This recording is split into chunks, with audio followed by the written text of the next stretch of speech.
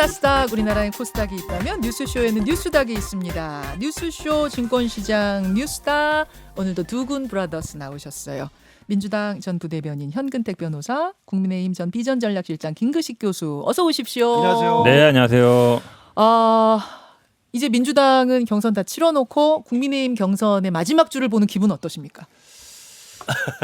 많은 분들이 물어보고 정말 많은 분들이 진짜 내기도 하고 그러는데 누가 될지 처음에는 윤석열이 거의 된다라고 갔는데 최근에는 약간 팽팽해서 저도 사실은 잘 모르겠어요. 그러니까 기자들이나 주변에 방송분들이 많이 얘기하면 아니 방송용 말고 진짜로 모르시겠어요?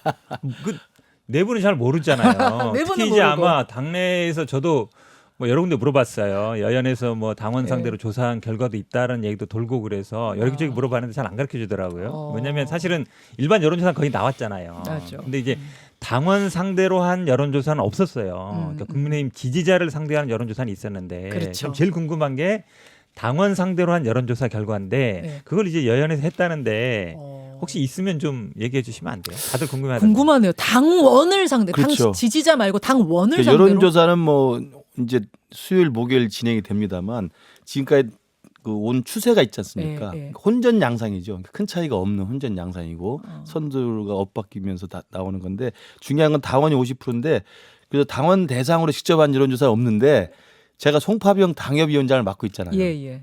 그래서 지난주에 책임당원 한 1,000명 정도 전화를 다 돌려봤어요.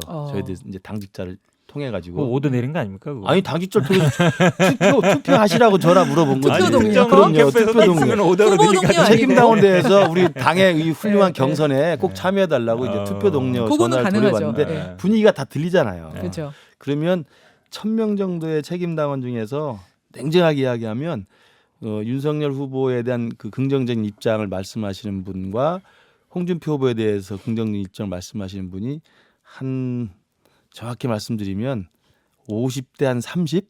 그 정도 됩니다. 그러니까 그 정도 차이가 그대로 유지되고 있는 거예요. 20은 뭐예요? 마음 못 정하신 거예요? 그러니까 20은 이제 모르겠네. 대답을 안 하시거나 대답 안 하는 그냥 알겠습니다. 아. 생각해 보겠습니다. 이런 분들이죠. 5대 3. 그 생각보다 적은 거 아니에요? 저는 아까 얘기하는 8대 2 이렇게 왜냐면 8대는 안 나오지. 김근식 교수님이 거기에 핵심을 맡고 있고 거기서 딱 연락했으면은 이게 2심 전심으로 뜨시거나 했는데 50대 30이면 50, 30, 생각보다 1000명이면 팽팽한 건데. 500명이 윤석열 후보에 대한 긍정적 입장이고 한 200에서 300명 정도가 홍준표 후보를 이야기하는 거예요. 요거 이제 송파 얘기고 네, 송파병. 그냥 이게 뇌피셜이십니다. 아니 거기 느낌이 그렇다. 지역위원장님이고 거기 핵심 맡고 계신데 5대 3이면 조금 보죠. 하여튼 보고요. 아까 또 홍준표 후보 인터뷰 나오셨는데 홍 후보는 이미 당심도 바뀌었다. 또 그렇게 말씀하시고 있는 상황이라 좀 보기로 하고 제가 요거 하나 따로 질문 드릴게요. 그 주말 사이에 공천 협박론이라는 게 또 뜨거웠습니다. 뭐였냐면 이제 홍준표 후보 측에서 주장을 한 건데 윤석열 캠프의 주호영, 권성동 이 중진 의원들이 당협위원장에게 전화를 해서 공천을 미끼로 윤석열 후보 뽑으라고 협박했다. 뭐 이런 거고 울산시당 위원장이 울산 당협위원장들에게 윤석열 지지 문자를 한 명당 500명씩 돌려라. 라고 했다는 녹취록이 나왔다. 뭐 이런 거예요. 어떻게 알고 계세요? 그 주말에 이제 그 이른바 서울대 무슨 게시판에 익명의 이제 글이 올라온 건데요. 무슨 당협위원장 아들이라고 그래요. 근데 이제 바로 또 삭제가 돼서 없어졌습니다. 그러니까 저는 이제 그걸 가지고 홍준표 후보님 캠프 쪽에서 이야기를 하는 건 이해는 할 수 있습니다만 우리가 볼 때는 홍준표 후보님 다운 선거 막판에 정말 이게 역전이 안 되니까 마지막까지 어떤 수를 써서라도 한번 이야기를 해보려는 것 같은데요. 그 익명의 게시판에 그럼 누가 올렸는지 구체적으로 누군지 정확한 사실을 올려서 정확히 그러면 선관위에 고발을 하거나 아니면 당에다가 문제 제기를 하거나 아니면 검찰이나 이렇게 고소 고발을 하면 되는데 바로 삭제해서 내렸어요. 그러니까 그런 부분에 대해서 그래서 그 주목이 됐던 주모 우리 원내대표하고 권모 의원이 네. 직접 입장을 내지 않았습니까? 밝혀라. 밝히고 밝혀라. 나를 고소 고발해라. 그리고 나도 그러면 형사 고소를 하겠다라고 이야기를 했기 때문에 저는 그게 이제 제 생각입니다만 홍준표 의원님이 그동안 총선 그다음에 당대표 선거 대통령 선거 하면서 보면 선거 막바지에 할 수 있는 최대한의 모든 걸 다 하시는 분이에요. 그래서 그런 면에서 보면 전형적인 마타도어라는 생각을 저희들은 하고 있고요. 두 번째로 말씀하신 그 울산의 그 박성민 의원이 이제 예, 시당 녹취록 나온 위원장. 이야기는 정확한 건 박성민 의원의 녹취가 나온 게 아니고 박성민 의원이 이렇게 시켰다더라 하고 하는 이야기들을 다른 제3자가 하는 겁니다. 당원들이 하는 거죠. 네, 그런 그 이야기여서 녹취록이죠. 그걸 이제 뭐 문자를 보내라고 했다더라 이야기하니까 뭐 그런 논란이 되니까 당연히 우리 그 윤석열 캠프에 와 있던 조직 제2본부장직은 내려놨습니다. 내려놓고 울산 시당위원장들이 유지하고 있는데 저희들 그래서 당원 당규상 이게 문제가 있는지 확인을 해서 선관위 지금 유권해서 의뢰해 놓은 상태고요. 그래요. 당원 당규를 보면 선거 운동을 할 수 없는 사람이 딱 세 가지 돼 있습니다. 당원이 아닌 자, 네. 그다음에 선관위원, 네. 그리고 시도당 사무처 당직자 이 세 부류만 선거를 못하게 돼 있고요. 이준석 대표가 이야기했듯이 각 당협위원장이나 원외위원장이나 현역 의원들은 이 경선을 활성화시키기 위해서 마음대로 선거운동을 하도록 돼 있어요. 그러니까 그런 면에서 보면 큰 문제는 없는데 이걸 또 계속 일부러 긁어부스를 만든 측면이 있다고 생각합니다. 알겠습니다. 예, 윤석열 어제 긴급 기자회견을 홍준표 후보 캠프에서 열었기 때문에 윤석열 후보 입장도 한번 확인을 해봤습니다. 본론으로 가죠. 두 분이 골라오신 상한가 하한가 일단 키워드가 뭔지부터 좀 말씀해 주세요. 현 변호사님. 저는 재난지원금 상한가로 했습니다. 전국민 네. 재난지원금 상한가. 김근식 교수님. 예, 그동안 보면 우리가 하한가만 해왔는데 역시 현근택 변호사님이 이제 굉장히 여유 있는 자세로 상한가 오랜만에 김 교수님 상한가. 항상 뭐 이재명 후보 어떻게든 깔려고 하니까 제가 좀 끼어보려고 아 하는 거예요. 어떻게든 깔려고. 네. 오늘도 까세요. 예, 예. 근데 저는 당연히 하한가를 가져왔는데 이재명 후보께서 지난주에 그 대장동 그 공원을 방문하신 거 예. 그래서 거침없는 이재명의 대장동 방문 이걸 하한가로 가져왔습니다. 아 대장동 방문한 이재명 네. 하한가. 오늘은 두 분 다 이재명 후보와 관련된 이슈로 한 분은 상한가 한 분은 하한가 가져오셨어요. 현근택 변호사님 거부터 그럼 가보죠. 전국민 재난지원금 상한가를 주셨는데 그러니까 이재명 후보가 주말 사이에 1인당 한 100만 원은 줘야 한다. 그러니까 기존에 받은 거를 빼고 적어도 30만 원에서 50만 원은 더 줘야 되지 않겠느냐. 언제 줄 것인가 그 시기는 당과 협의해 보겠다. 이런 입장을 밝힌 네네. 거죠. 예, 상한가입니까? 이게 저는 이제 재난지원금에만 말씀하셨는데 지금 사회자께서 전국민이라고 얘기해 주셔서 굉장히 고마운데요. 왜냐하면 이게 사실은 쟁점이 전국민이냐 선별이냐로예요. 지난번에도 아시겠지만 뭐 저도 항상 얘기했습니다. 25만 원 88%나 22만 원 100%나 금액은 똑같다 11조. 근데 왜 그렇고 구분하느냐. 근데 대부분 저희들이 판단했을 때는 그 못 받는 분들이 급여 생활자들이 되게 많고 그래서 급여 생활자들이 민주당 지지자들이 굉장히 많습니다. 근데 민주당 게시판이나 당내에서 굉장히 난리가 났었어요. 왜 못 받느냐. 나는 그렇게 부자도 아닌데 또 밖에도 보면 제 주변에도 보면 받는다는 사람보다 못 받는 사람이 훨씬 많아요. 예. 그래서 굉장히 불만이 많았는데 이번에도 결국은 핵심은 전 국민이냐 보편이냐로 갈 거죠. 선별이냐 갈 수밖에 없고요. 지금 이게 뭐 선거를 앞두고 뭐 매표행위 아니냐 이런 비판이 많은데 사실은 이제 위드 코로나로 가면서 대부분 예상은 했을 거예요. 한 번 정도 더 지급될 것이다. 예상할 수 있을 거고 그다음에 지금 저는 이렇게 봐요. 이 경제 위기 상황에서 그 부담을 누가 지느냐 굉장히 중요한데 지금 앞에 홍준표 후보도 얘기했지만 지금 가계부채가 1,800조거든요. 근데 국가부채는 한 1,000조 정도입니다. 네. 근데 가계부채가 작년보다 한 70% 이상 늘었어요. 그리고 그럼에 비해서 국가 세수는 한 50조 이상 올해 초과 수수로 예상되고 있고 네. 상반기 대기업 영업이익이 100조였습니다. 아마 올해 되면 말까지 가면 200조 정도 될 것 같아요. 은행 이자 수입이요 3분기까지 30조였어요. 4분기 가면 한 40조 될 것 같죠. 한마디로 얘기하면 이 코로나 위기 상황에서 모든 부담을 다 개인이 지고 있어요. 국가와 기업과 은행은 어찌 보면 돈이 쌓이고 있고 개인은 빚을 지고 있는 상황인 거죠. 그러니까 이거를 어떻게 극복할 거냐. 이제 거기에 저는 가장 큰 고민이 있다. 그리고 그거 하는 방법으로 전국민 재난지원금이다. 이렇게 말씀드리는 겁니다. 김근식 교수님. 그 이제 뭐 이재명 후보의 가장 이제 트레이드 마크가 바로 이제 그 보편 복지이고 이제 기본소득 같은 전 국민의 향을 위해서 전 국민에게 이제 세금을 뿌리는 거 아니겠습니까? 예. 뭐 이재명다운 저는 뭐 또 다른 이야기를 하고 있다고 생각하는데 결국은 우리 국민의힘에서 이번 주에 이제 후보가 선출이 되면 국민의힘 후보와 이재명 후보 사이에 이제 1대1 정책 경쟁에서 가장 핫한 이슈가 바로 이 기본소득과 관련된 보편적 복지 그다음에 세금 살포에 대한 논쟁일 겁니다.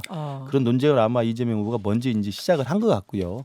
저는 뭐 굳이 뭐 자세히 말씀드리지 않겠습니다만 코로나로 고통을 받고 있는 전 국민에게 위로 차원에서 그리고 지원 차원에서 전 국민에게 돈을 주는 거에 대해서 누가 반대를 하겠습니까만은 그것이 지금 코로나로 지금 2년째 지금 고통을 받고 있는데 이게 언제 네. 끝날지 모르는 상황이고 그다음에 국가 세수를 이야기합니다만 국가 세수가 현재 조금 곳간이 좀 넉넉하다고 그래서 미래를 대비하지 않고 지금 막 퍼서 줬을 때 그다음 우리 미래 청년 세대들이나 미래 우리 후손들에게 어떻게 국가 재정의 그 남은 부분을 충당할지에 대해서는 정말 대책을 내놔야 되는 문제고 가장 큰 건 저렇게 생각합니다.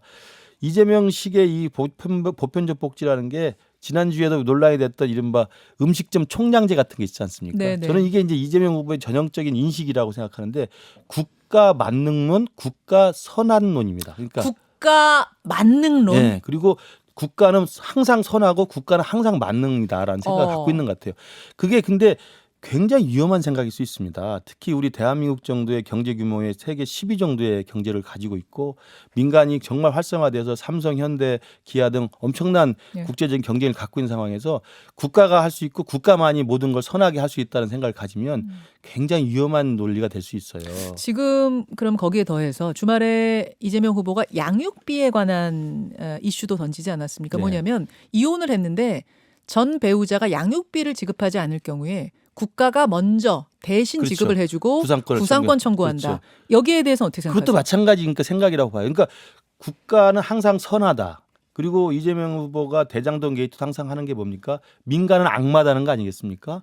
근데 국가와 정부와 공공은 항상 선이고 민간은 악마고 마귀다라고 이야기하는 이분법이라는 게 과연 21세기의 대한민국을 경영할 수 있는 국가 지도자로서 정확한 인식인가에 대해서는 국민들 또 저를 포함해서 많은 분들이 의심을 갖고 있다고 생각합니다. 현 변호사님. 이 양육비 문제는 굉장히 중요한 부분을 짚은 거예요. 아시겠지만 그동안 뭐 배드파더스 활동을 하면서 얼굴 공개하니까 돈을 주다가 그거 활동을 안 하니까 이제 안 주는 분들도 있다 그러고 지금 아마 운전면허 정지 조치만 해도 주는 분들이 있잖아요. 네. 근데 저도 뭐 변호사니까 많이 하는데 판결은 받아요. 근데 사실은 지급 안 하는 분들이 80%가 넘어요. 대부분 못 받고 있는 거거든요. 그러니까 이게 계속 여성계에서뿐만 아니라 주장해온 바예요. 국가에서 먼저 줘라. 그러면 나중에 사실은요. 돈이 없어서 안 주는 게 아니라 주기 싫어서 안 주는 사람 굉장히 많습니다. 급여라든지 재산 압류하면 국가에서 거의 환수할 수 있어요. 개인은 왜 그러냐면 그걸 하려면 다 돈이 들어요. 압류해야 되죠. 소송해야 되죠. 그러니까 양육비 소송 따로 하고 받으려면 소송 따로 하고. 근데 그게 돈이요. 양육비라는 게 1년 쌓여도 뭐 한 1,000만 원 이 정도이기 때문에 한 4, 5년 쌓여야 재판할 만해요. 돈 들여서. 근데 4, 5년 지나면 3, 4년 동안 못 받아 다시 받으려면 이걸 이제 내가 재판해야 되나? 그런 사람 굉장히 많아요. 그러니까 현실적인 문제가 있기 때문에 국가에서 책임져 주는 게 아주 좋은 정책이다. 그럼 대신 소송을 해주겠다. 개인이 아니, 못하는. 대신 주고 구상권 그걸 이제 청구 소송. 뭐 세금 체납하듯이 예. 받게 되면 예. 사실은 개인이 받는 것보다요. 국가가 압류하고 체납하면 거의 냅니다. 그러니까 오히려 못 받을 가능성이 적지 않고 지금 뭐 국가 만능주의를 하는데요. 저는 이 위기 상황, 코로나 위기 상황에서는 국가 역할이 굉장히 크다. 그거는 뭐 일본, 외국뿐만 아니라 다 그렇게 가고 있거든요. 그래서 지금 음식점 만능주의, 음식점 말씀하시는데 미국이나 유럽은 음식점 내기 우리나라보다 굉장히 어렵습니다. 왜냐하면 뭐 위생 조건이라든지 여러 가지 따지기 때문에 그 주변이라 상황도 시장도 분석해주고 있고요. 그렇게 본다 그러면 저는 뭐 이걸 국가 만능주의로 끌고 갈 건 아니다. 뭐 그 논쟁은 어려운 논쟁입니다만. 근데 지금 뭐 국민의힘 쪽에서 계속 이 자영업자 100% 손실 보상해줘라 이렇게 있거든요. 100% 손상 해주면요 몇백조 돼요. 손실 보상해주면 제대로 해주면. 예. 근데 그렇게 주장하고 계시거든요. 왜 국가가 책임져야 되죠? 본인이 영업 못해서 손실 난 건데. 근데 이 부분에 대해서는 그래서 지금도 보면 뭐 한 30% 정도 돼 있지만 이것도 제대로 안 되고 있어요. 그래서 이 자영업자 손실 보상 문제라든지.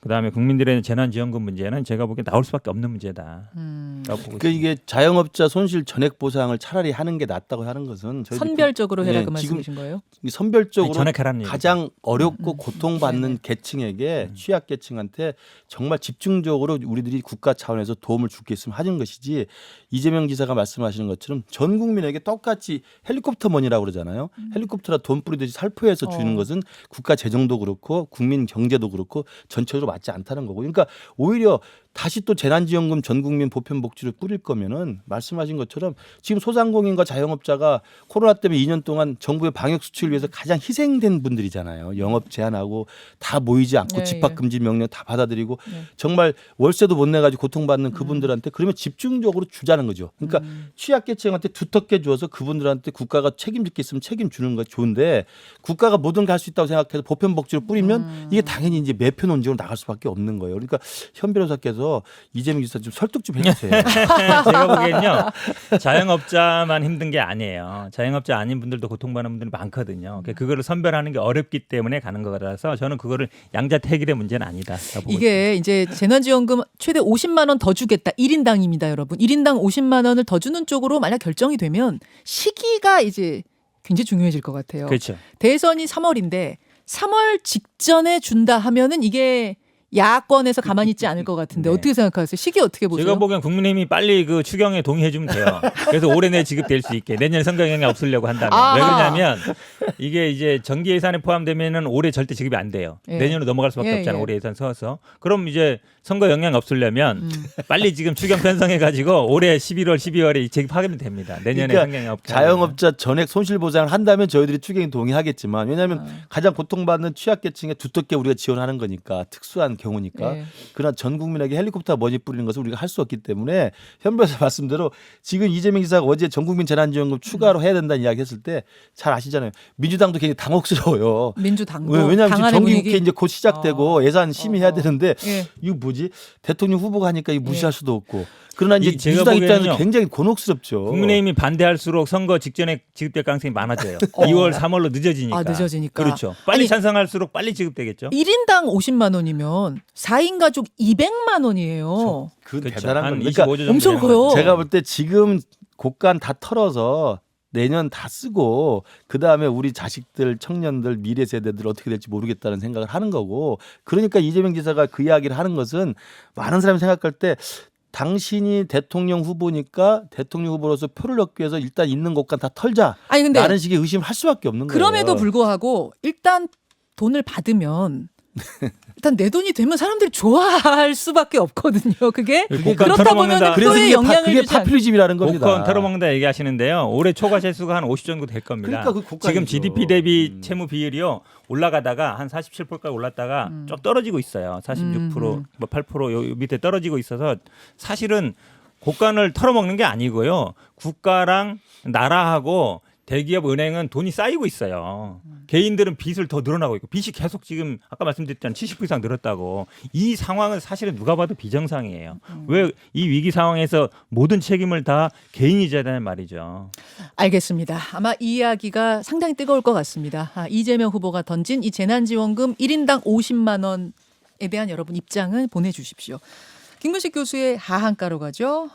대장동 찾은 이재명 후보를 고르셨어요. 네. 어떤 얘기하고 싶으세요? 뭐 대장동 게이트는 뭐 계속 연일 이제 보도가 되고 있고 네. 그다음에 검찰 수사가 진전되면서 많은 또 이야기가 양파껍질 벗기듯이 나오고 있는데요. 이재명 후보가 이제 정면 돌파 전략을 쓰는 것 같아요. 지난번 이제 국감 때도 이틀 나와서 정면으로 대응을 했다고 생각을 하고 있는 것 같고 이번에 다시 또 대장동 관련된 현장을 방문해서 물론 현장이라는 게 대장동 관련돼서 이제 그 동안에 공공이익 환수를 했다고 하는 치적으로 내세운 이제 공원에 가서 이제 나는 잘했다라는 이야기를 하신 것 같은데 저는 그 동안에 이재명 후보가 이야기한 이 대장동 게이트한 전략은 딱 한 가지 있지 않습니까?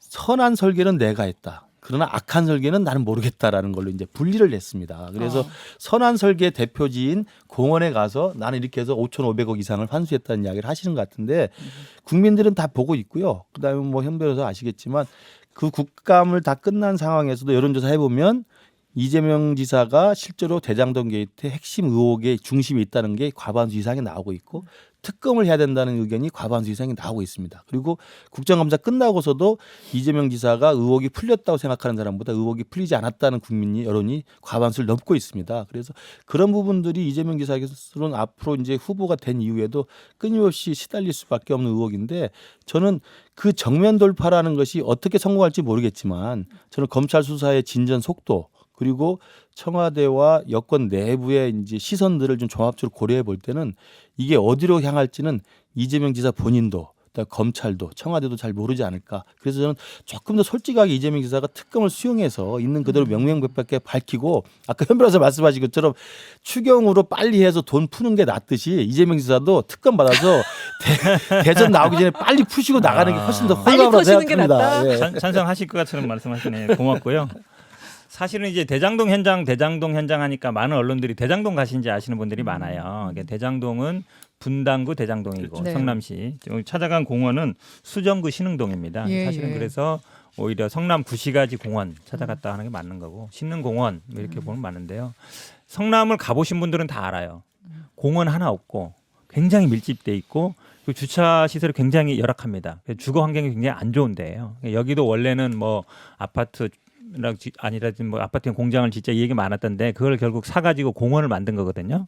그리고 거기에 이제 주차장도 만들고 그러니까 5,500억 환수한 것 중에 반 정도 한 2,700억 정도는 거기에 들어간 겁니다. 그러니까 본인의 성과로 얘기하는 거고 지난번에 성남 시립병원 찾아갔던 것도 마찬가지예요. 본인의 어떤 정치적인 그동안 성과로 내세웠던 것이기 때문에 그렇게 말씀드리는 거고 이거를 제가 보기엔 물론 이제 계속 뭐 특검 얘기하고 있는데요. 뭐 특검 제가 보기에 뭐 경찰이나 검찰 수사를 지켜봐야 된다. 본 다음에 얘기할 것 같고 심지어 뭐 범인이 현장에 나타났다는 표현까지 쓰셨는데 그 제가 우리 안 했습니다. 예? 어쨌든 윤석열 후보가 그랬습니다. 아 그랬습니까? 예, 예. 제가 보기에는 뭐 범인이 누군지는 아마 캐보면 알 거다. 지금 뭐 박영수 특검 100억, 뭐 곽상도 50억 나오고 있잖아요. 예. 그분들이 어떻게 될지를 한번 봐야 되는 거죠. 그러니까 결국은 돈 받은 사람이 제가 보기엔 범인이에요.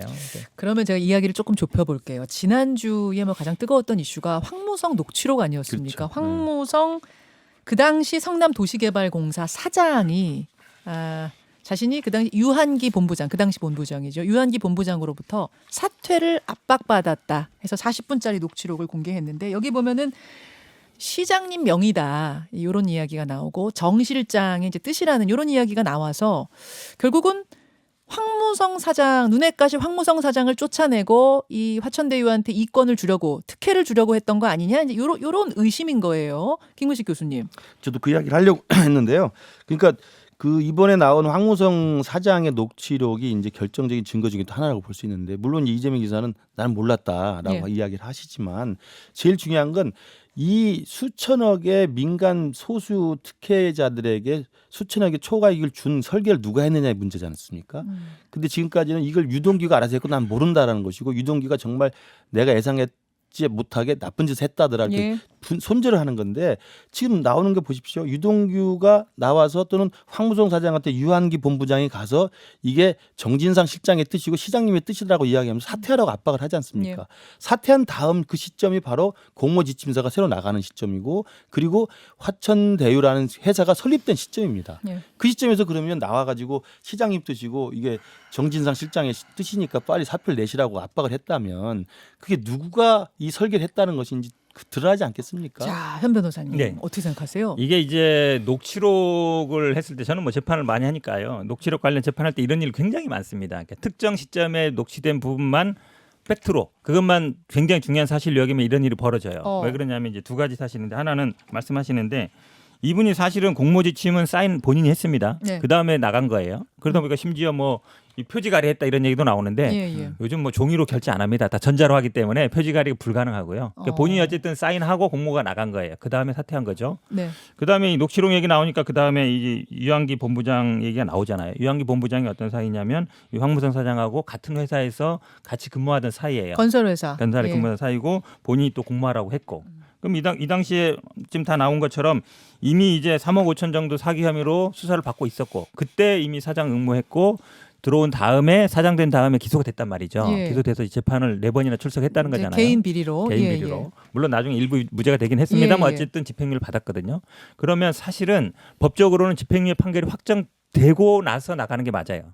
법적으로. 그렇죠. 근데 실질적으로 대부분 공직사회에서는 이렇게 기소가 되면 뭐 그만둔다든지 이렇게 얘기 많이 합니다. 여기서 궁금증 하나. 네. 만약 당신 지금 개인 비리로 재판받고 있는 것 때문에 사장 좀 그만두시오라는 거였으면 네. 녹취록에서 그 얘기를 했었어야 되는데 녹취록에 보면은 그 얘기는 하나도 없어요. 그게 중요한 부분이죠. 그 얘기도 했을 수 있어요 앞에. 아. 무슨 말인지 알죠. 예를 들어서 그거 이번 뺐다. 그만두라고 했을 때 거의 대부분의 이 재판에 이런 얘기가 많아요. 그러니까 딱 자기한테 유리한 부분만 나가라 말라 할 때. 그럼 왜 나가로 했느냐? 지금 유한기 본부장 그 얘기 한다는 거잖아요. 이게 예를 들어서 공식적으로 알려지거나 이랬을 때는 명예에도 문제가 되고 물론 많은 언론처럼 징계위 열어라 그러는데 징계위 열면요. 그 재판 수사 공소장 다 제출해야 되고 예. 많은 사람 다 알려지게 돼요. 지금 이 황 사장도 그러잖아요. 난 재판 받는 거 가족한테도 알리지 않았다. 근데 이 그 개인 비리가 뭐냐면 공사 수주와 관련된 거예요. 외국에 뭐 공사할 수 있게 해주겠다. 그러면서 받은 거라면 그러면 최소한 유한기 본부장을 알고 있었을 가능성이 많아요. 같은 회사에 근무하던 사람이니까. 아, 그럼 녹취록의 앞부분에 그 얘기가 있을 거다. 근데 아니면 앞부분이든 아니면 그 전에. 전날이든 그 전에 아, 이렇게 불미스러운 일이 있는데 그래도 그냥 조용히 나가는 게 낫지 않습니까라고 얘기했을 수 있다는 거예요. 근데 마치 예. 나가라 말라 이것만 얘기 나오면 그렇게 보인다는 거죠. 근데 이제 이게 그 정황은 뭐 현 변호사 말대로 자기가 이제 자기의 이해관계에서 녹취를 어떻게 가공했는지는 두고 봐야 됩니다. 그 상황을 따져봐야 예. 되고요. 진실은 뭐 밝혀질 거라고 보는데 이 상황 관련해서 빼도 박도 못하는 사례가 있지 않습니까? 우리 문재인 정부의 김은경 환경부 장관의 블랙리스트 사건으로 지금 유죄 판결 받았잖아요. 그러면 당연히 환경부 장관이 임명권자로서 산하기관에 대해서 공기업의 기관장을 임명할 수 있는 권한이 있지만 임기가 보장된 상황에서 나가라고 강요를 하는 거거든요. 그럼 나가라고 강요할 때 이러지 않는 이야기를 다 합니다. 이게 뭐 당연히 기소됐으니까 너 지금 재판 중이니까 나가라는 이야기뿐만 아니라 너 비근거도 있고 뭐 실적이 안 좋다 이런 이야기 평판이 안 좋다는 이야기 하는 거거든요. 그걸로 했음에도 불구하고 이게 직권남용이 되는 거예요. 그러면 저는 환경부 장관 김윤경 장관의 유죄 판결이라는 문재인 정부의 현 판례로 봤을 때 정말 2015년에 그 당시 상황에 성남시장 우리 이재명 시장이 그 황 사장한테 나가라고 이야기를 했고 정진상 시장을 통해서 이야기했다고 한다면 기소가 됐든 안 됐든 재판이 됐든 안 됐든 그건 일단 직권남용의 혐의가 가장 짙고 두 번째로는 우리 뭐 현 변호사 아시겠지만 성남시장이 있습니다. 그리고 성남시장 산하에 큰 회사인 성남도시개발공사가 네네. 있고 사장과 본부장이 있는 거예요. 그러면 성남시장이 본부장을 임명하고 본부장이 하는 공모지침서의 내용과 설계 수익을 어떻게 짜는 거에 대해서 모를 리가 없다는 게 국민 여러분의 대부분의 생각이에요. 짧게 그건 반박을 하면요. 저도 당협위원장으로서 자. 어제 전화 한번 하고 문자 돌릴 때 그 사소한 거 돌릴 때도 사무국장이 저한테 허락 받아 돌리는 겁니다. 사소한 것도. 그럼요. 네. 자, 짧게. 얘기하면 사실은 지금 그 뭐 환경부 얘기하시는데 그때 뭐 아마 많은 분들이 예를 들어서 수사를 받거나 뭐 재판을 받고 있었다 그러면 저는 나가는 게 맞다 보고 지금 야당에서 계속 뭐 청와대 비서관이나 조국 장관 딸도 보면 재판 확정 안 됐잖아요. 근데 기소되고 판결 났으니까 그만두라 그렇게 많이 얘기하잖아요. 그거랑 사실 같은 상황이에요. 그러니까 이렇게 본다 그러면 이거는 제가 보기에 이분이 스스로 나가는 게 맞고 결정적으로는 만났다는 거 아니에요. 이재명 시장을 만났을 때 그 얘기 하면 되잖아요. 아니 나 강제로 쫓겨나는 겁니다. 그 얘기 안 했다는 거잖아요. 그렇다 본다 그러면 제가 보기에 이런 어떤 불미스러운 일 때문에 스스로 나갔다 이렇게 보는 게 맞는 것 같습니다. 자, 여기까지 일단 두 분의 입장을 확인하고 아마 들으시는 여러분들이 나름의 판단을 하시리라 생각합니다. 뉴스닥 고생하셨습니다. 예, 수고하셨습니다. 감사합니다. 김현정의 뉴스쇼는 청취자 여러분의 참여로 이루어집니다. 트위터, 페이스북, 레인보우 게시판, 그리고 단문 50원, 장문 100원의 유료 문자 샵 1212, 우물정 1212 통해 참여하실 수 있습니다. 김현정의 뉴스쇼 여러분과 함께 만듭니다.